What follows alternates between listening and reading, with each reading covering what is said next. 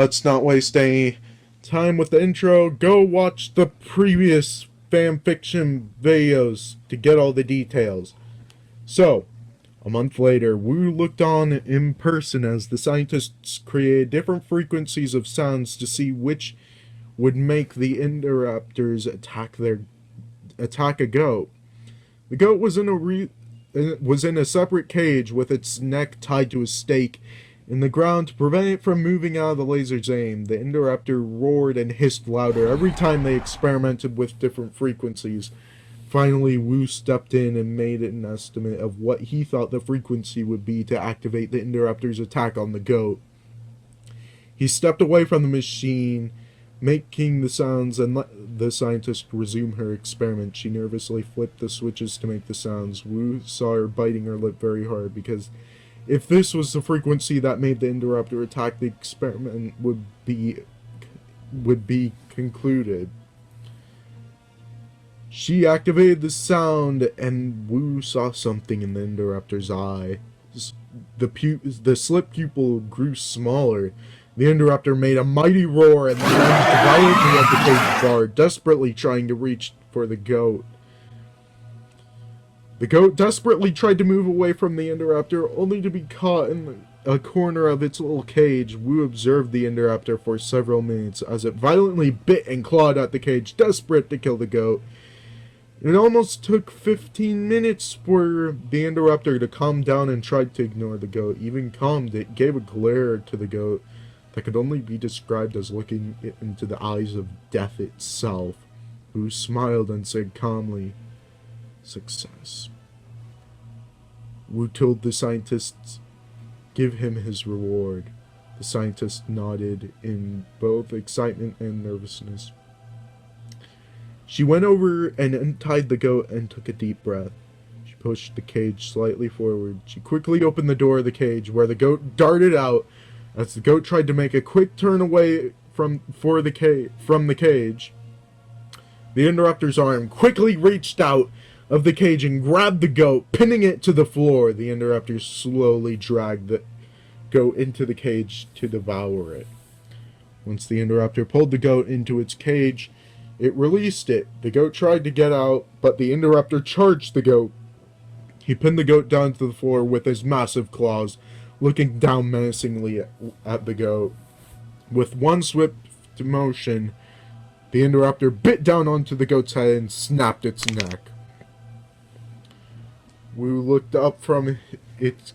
The Indoraptor looked up from its kill and looked into the eyes of Dr. Wu, who was smiling at the success that was just made.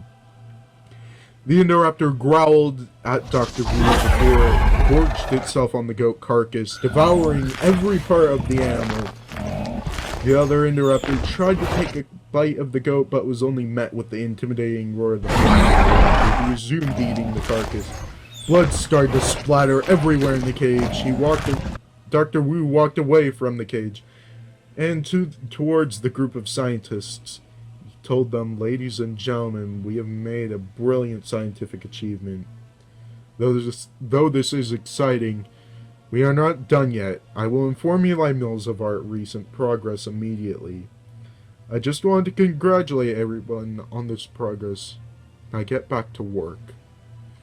Dr. Wu went back up to his office and called Eli Mills. He was disappointed to only be met by the voicemail. He hangs up the phone and started to work on his computer. Later that day, Eli Mills returned the call asking, "What is it now?"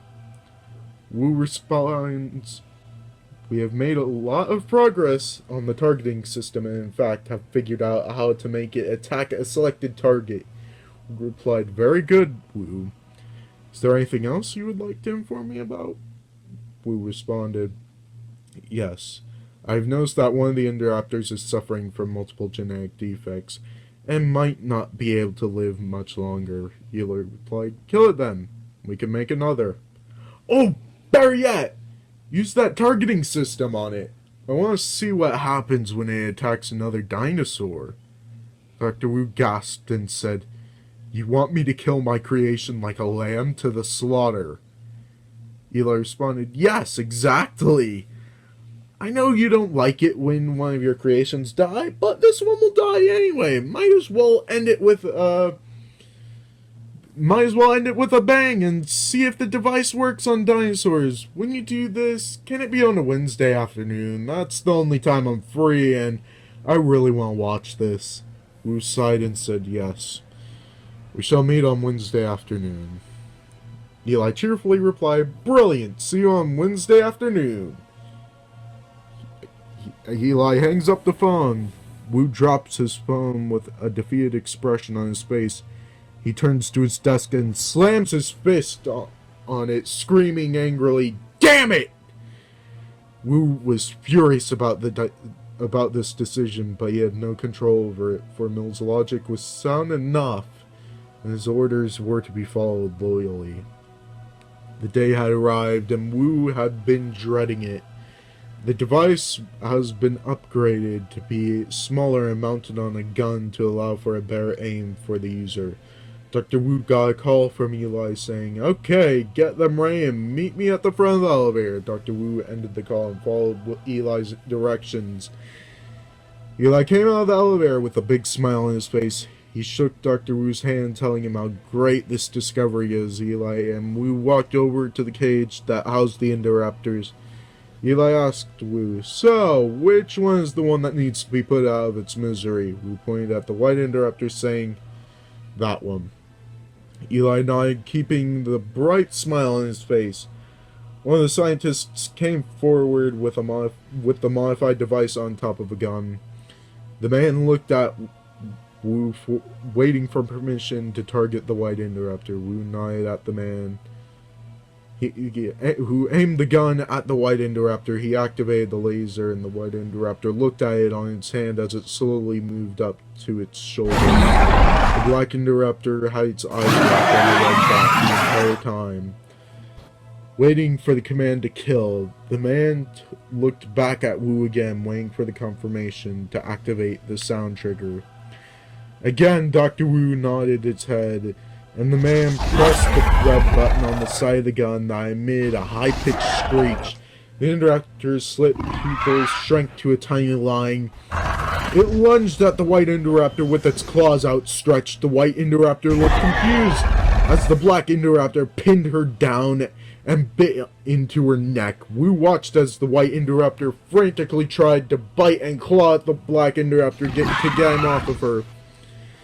She eventually scratched the black Indoraptor's side, who jumped back, surprised by the pain. He roared at the white Indoraptor and lunged again, but this time the white Indoraptor lunged at the black Indoraptor. The two clashed into each other, and the white Indoraptor scratched at the lower jaw of the black Indoraptor, who slashed at her eye.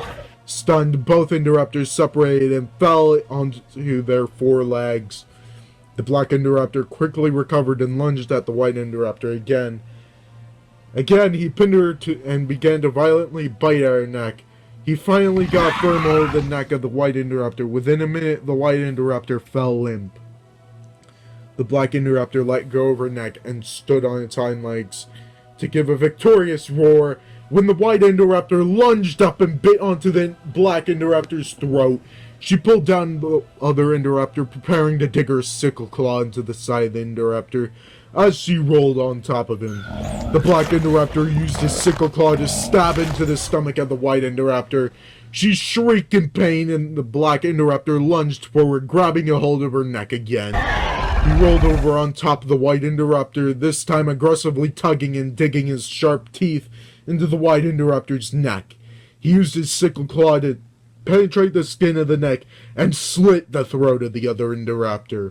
He finally gave one big final tug and ripped out the throat of the other Indoraptor, spilling blood everywhere in the cage. He smelled the corpse of the dead Indoraptor to make sure that she was indeed dead. He roared victoriously and looked back at the humans. Dr. Wu looked on in horror. He stared back at the bloody Indoraptor standing on top of the white Indoraptor's corpse. The Indoraptor started to blink, and his pupils returned to normal size. He looked down at the corpse of the Indoraptor, but did not seem to be too bothered about the death of his sibling. He left the corpse and collapsed to the ground in exhaustion. Dr. Wu ordered for the Black Indoraptor to be tranquilized and treated for his wounds. The scientists rushed off to get a vet for the Indoraptor. Wu looked back at the carnage in terror. Eli Mills let out a booming laugh, saying, "Wu, you have outdone yourself. This is the exact amount of carnage I wanted when I told you to make the Indoraptor." Wu replied, "I'm glad you were pleased with this advancement in the project," Eli replied. "Cheer up, Wu. You just figured out how to make a dinosaur kill something at your command." Wu responded, Yes, I did." He walked into his office, still trying to make sense of what had just happened. He arrived in his office and closed the door behind him. Chapter 8. The Stumble Before the Fall. It's been almost 6 months since the Indoraptors fought each other, and Dr. Wu knows that the Indoraptor that survived the battle was acting even more aggressive than it did before. Wu had gotten over the battle that the two Indoraptors had and was devoted to creating the perfect Indoraptor. He knew that the Indoraptors were prototypes and would die soon. The white Indoraptor was more likely to die sooner anyway, but the black Indoraptor seemed to be both healthy yet unhealthy. He showed great strength, but was aggressively twitching constantly. Wu thought about what could be causing it for the past couple of months, but still did not have an answer. He suspected that it was due to an issue in the nerves. It was far too risky to try treating this issue this late in its life. He was only a prototype anyway, and hopefully it will not be long until Mills brings him the Velociraptor that he needs for the next generation of Indoraptor.